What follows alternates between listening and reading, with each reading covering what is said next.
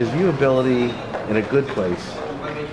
It's getting there. It's in a better place than it was a year ago, but it's still, I wouldn't call it in a good place. I would say that we're making good progress towards achieving our viewability goals. There's still a lot of work that needs to be done.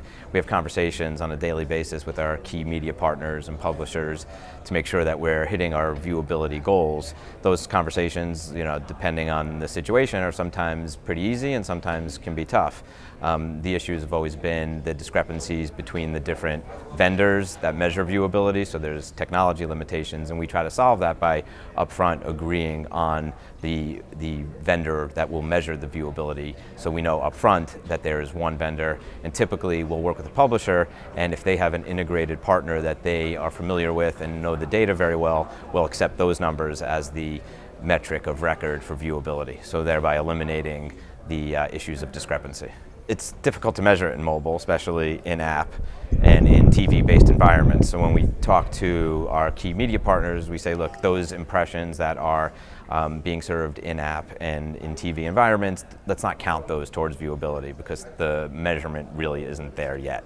So we focus on the desktop. We focus on what we can measure, which is right now desktop, display, and video. Those are the areas where there are accredited vendors that can measure, so we tend to focus mostly in those areas, understanding that there are other areas that cannot yet be measured, but at some point we'll be able to. When it comes to native advertising, if you're talking about viewability, the rates are much higher there, because typically in social feeds and in scroll-based advertising environments, the ads are not pulled in until they're in view or about to be in view as someone scrolls through it.